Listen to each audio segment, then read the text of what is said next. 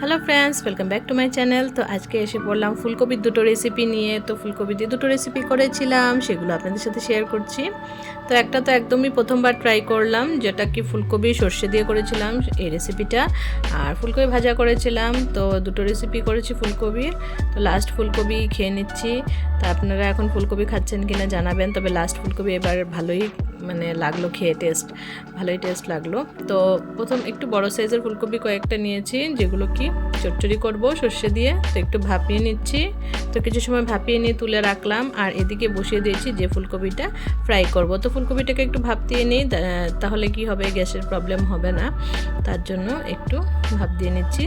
তো দু ধরনের বানাবো, তার জন্য কয়েকটা ফুলকপি একদম ছোট ছোট করে কাটা হয়েছে, যেগুলো ফ্রাই করব। আর যেটা চচ্চড়ি করব ওটা একটু বড় করে কাটা হয়েছে। তো এখানে নিয়ে নিচ্ছি সর্ষে গুঁড়ো, নুন, আপনারা সর্ষে বেটে দিতে পারেন। আর নিয়ে নিচ্ছি নুন, হলুদ, দিয়ে দিচ্ছি উপর দিয়ে একটু জল দিয়ে একটু মিক্স করে কিছু সময় রেখে দেব।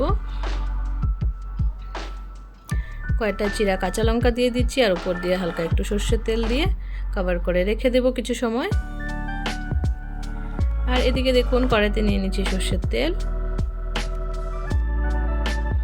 আর এই যে বয়েল করে রাখা ফুলকপিটা এখানে দিয়ে দিচ্ছি। তো এটা চচ্চড়ির জন্য নুন দিয়ে দিলাম, আর একটু হলুদ দিয়ে দেব। দিয়ে ফুলকপিটা কিছু সময় ফ্রাই করে নেব। আপনারা চাইলে কাঁচাও ইউজ করতে পারেন, মানে শুধু বয়েল করেও ভাপার মতো বানানো যাবে ফুলকপি দিয়ে সর্ষে দিয়ে। কিন্তু আমি একটু ফ্রাই করে নিচ্ছি, আমি একটু ফ্রাই করে বানালে ভালো লাগে, তার জন্য একটু ফ্রাই করে বানাচ্ছি। তা আপনারা চাইলে এমনি বানাতে পারেন, সেটাও ভালো হবে খেতে। টিফিনে বন্ধ করে, মানে টিফিন বক্সে দিয়ে যেভাবে ভাপা বানায় সেভাবে বানাতে পারেন ফুলকপি ভাপা, সেটাও ভালো লাগবে। তবে আমি আজকে কড়াইতে বানিয়েছি, কড়াইতে কীভাবে বানালাম সেটাই শেয়ার করছি। আর আমিও ফার্স্ট টাইম বানিয়েছি, আর খেতে কিন্তু বেশ ভালোই লেগেছিল। আপনারা কিন্তু একবার ট্রাই করে দেখতে পারেন।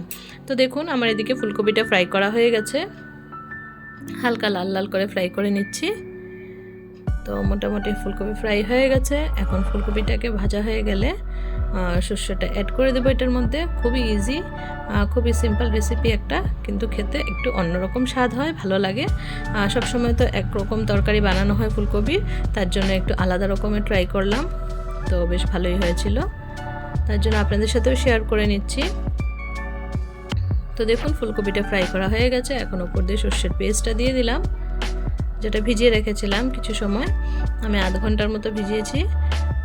তো কিছু সময় ভিজিয়ে রাখলে ভালো হয়। এই যে দেখুন এখন মিক্স করে নিচ্ছি। সামান্য একটু বাটিটা ধুয়ে জল দিয়ে দেবো, বেশি দেবো না, কারণ ফুলকপিটা তো বয়েল করা আছে, আর হালকা ফ্রাইও করার সময় আরেকটু বয়েল হয়ে গেছে। তো আমি এখানে একটু আদা অ্যাড করেছি, আপনারা চাইলে দিতে পারেন, নাও দিতে পারেন। আপনারা চাইলে আদার বদলে ধনেপাতাও ইউজ করতে পারেন।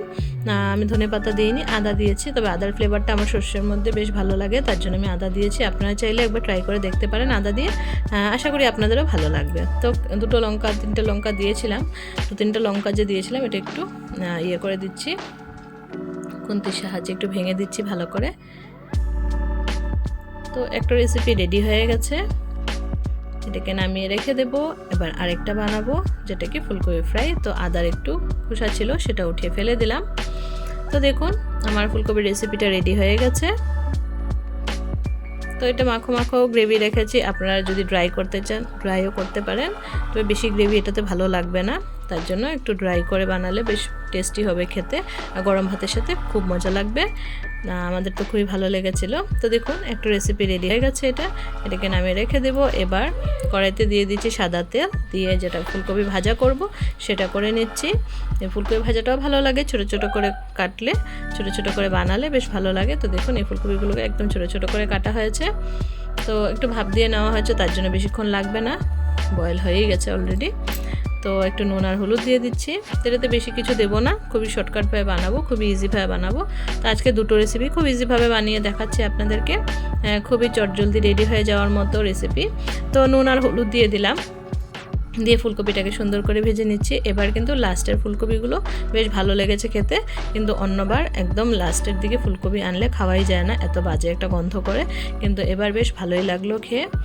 তো আমরা তো খেয়েছি লাস্ট অবধি, বা হয়তো আরও এক দুবার হয়তো আনবো, যতদিন একটা বাজে গন্ধ না আসে। তো ফুলকপি বাড়িতে সবারই প্রিয়, তার জন্য। আর আপনারা কে কীভাবে বানিয়ে খাচ্ছেন এখন জানাবেন কমেন্টে।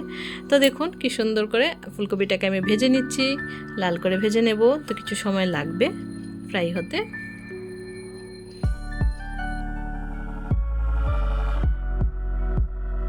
তো কিছু সময় ভেজে নেওয়ার পর দেখুন ফুলকপিটা একদম সুন্দর করে ভাজা হয়ে গেছে। এবার একটু আমি লাস্টে ম্যাগি মশলা অ্যাড করে দিচ্ছি। আপনারা চাইলে দিতে পারেন, না দিলেও কোনো প্রবলেম নেই, শুধু নুন হলুদ দিয়েও বেশ মজা লাগে ফুলকপি ভাজা খেতে। তো দেখুন আমার কড়াইটা একদম খারাপ হয়ে গেছে ভাজতে ভাজতে, তো কিছু না, ধুলেই পরিষ্কার হয়ে যাবে। তো আমি এখন ফুলকপিটাকে ম্যাগি মশলা দিয়ে একটু সুন্দর করে নাড়াচাড়া করে নিচ্ছি, তারপর ভাজাটা রেডি হয়ে যাবে। আপনারা এখানে চাইলে কাঁচা লঙ্কা অ্যাড করতে পারেন, লঙ্কার গুঁড়া অ্যাড করতে পারেন। আমি দিইনি, এগুলো ম্যাগি মশলাতে হালকা হালকা থাকে, তার জন্য আর দিইনি। আজকাল একটু ঝালটা কম খেতে হচ্ছে, মানে আমার যেহেতু বেবির প্রবলেম হবে, তার জন্য আমি ঝালটা একটু অ্যাভয়েড করছি বা কম ইউজ করছি। তো আজকের এই দুটো রেসিপি আপনাদের কেমন লাগলো? যদি ভালো লেগে থাকে তাহলে প্লিজ লাইক কমেন্ট শেয়ার করবেন, আর যারা চ্যানেলে নতুন বন্ধু আছেন প্লিজ চ্যানেলটাকে সাবস্ক্রাইব করে বেল আইকনটা প্রেস করে রাখবেন। আজকের জন্য সবাইকে tata, bye bye, thanks for watching.